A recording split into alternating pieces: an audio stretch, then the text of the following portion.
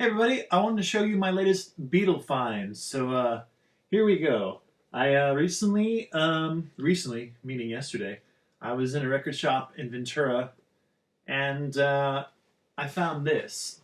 It's Ram and it's a Japanese pressing and it's got this PTS DX Clear Sound sticker and this sounds amazing. I've read about this pressing, and when I finally found it and I listened to it last night and this morning, it really does sound really good. The bass is so solid, and the stereo image is just really wide. And yeah, it's really cool to have this Japanese pressing of Ram. And Ram is my favorite solo Paul McCartney record, so kind of a perfect combination there. So the only difference is, as far as the cover, are obviously the sticker right here. And then up here, get this thing that says stereo. And then on the back, you have this different Apple logo, and then you got a bunch of writing right here. And there it is. And then the gatefold. I've always liked this gatefold here. And again, this is the exact same as the normal British or American Ram, except right down here, this is a little different. You get a blue Apple, and then it says an Apple record and EMI recording. So there you go. I see the cat has come to say hello. Say hello. And then, of course, the Japanese pressings always come with these lyric sheets, which are really cool. This one has the most airs of any lyric sheets I've seen so far. Let's see, what is it?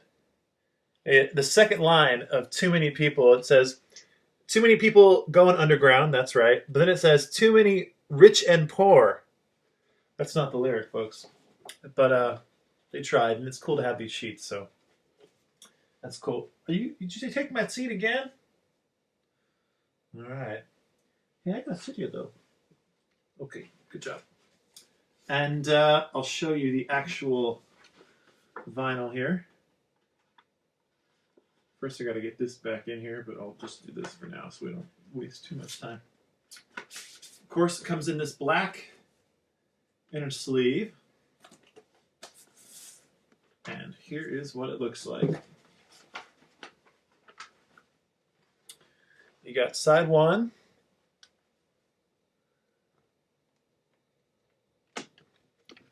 And you got side two.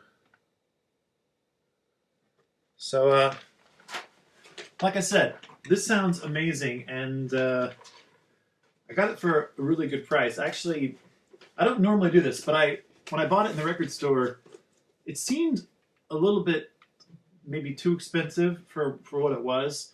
And I did something I don't normally do. I checked on eBay to see what it was selling for on eBay. And it was pretty comparable to what it was going for on eBay. So that made me feel kind of good, like I wasn't getting ripped off or anything. Do you like Ram? Yeah, I think he does.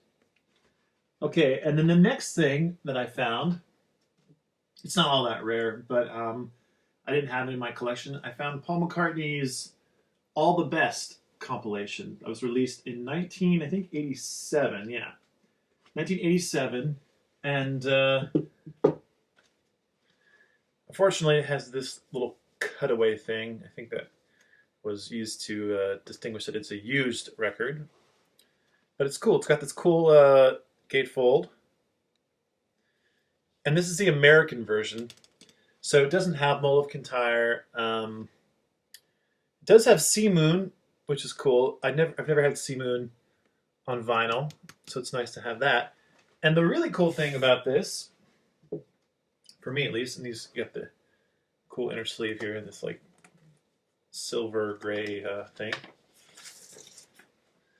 And like I was going to say, the really cool thing, there's the label.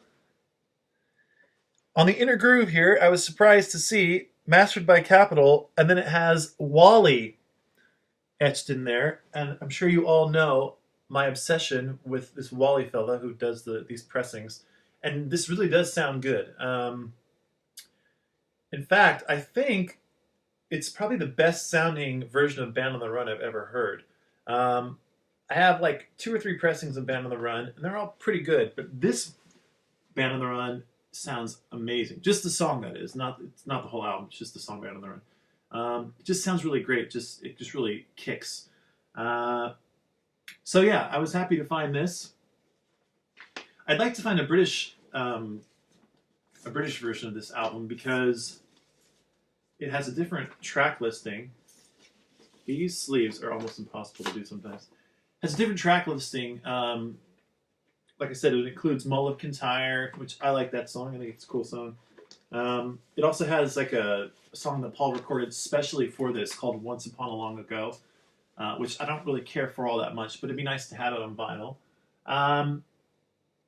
Yeah, this compilation, in my opinion, though, it's not Paul's best compilation. To me, if you want a good collection of Paul's solo work, I think Wingspan is the best for me.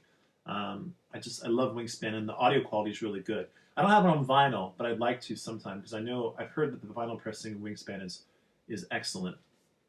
And then of course there's the original Wings Greatest, which I have. That's a good compilation as well, but it's only 1 disc, so you kind of miss out on a few of the tracks. And then there's the recent Pure McCartney, which came out, and I haven't got that yet either. It's pretty expensive, and I have almost everything on there, and I've heard that a lot of the it's all the same mixes, and I think even the mastering may not be all that different from what we've heard from like the McCartney archive collection or whatever. So someday I'll get it, and for now I just have Wings Greatest and All the Best here. So that's okay with me. And I read a cool thing about All the Best. Originally on this, Paul was going to include the song called Water Spout, and which is an outtake from the London Town album, and it's one of my favorite Paul bootlegs. And they had it all ready to go for this. They even had like a little little drawing, because if you see on here, there's all these little drawings that represent the songs. Like here's Jet, Live and Let Die, Sea Moon, Another Day, all that kind of stuff, right? And they had a drawing ready to go for Water Spout, but at the last minute they pulled it and put Sea Moon on here instead, which is cool. Sea Moon's a B-side, which is cool to have, but anyway, it would have been nice to have Water Spout on here. I have it on another bootleg record, but it's in kind of not so great audio quality. So hopefully someday Paul will release Water Spout, because it is a really, really good song. Anyway, those are my Beatle finds. I know I only have 2, and they're both McCartney records, but that's okay. I was really happy to get them, especially this Ram Japanese pressing. It sounds really cool.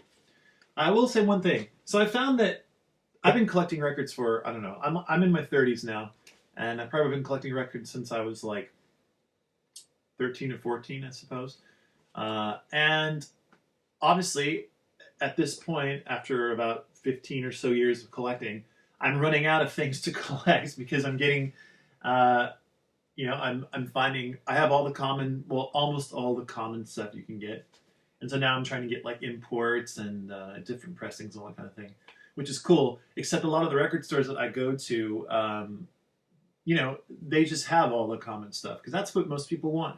They just want a version of Rubber Soul. They want a single version of Imagine. They're not looking for the French pressing of Imagine or anything like that. So anyway, it's getting harder and harder to find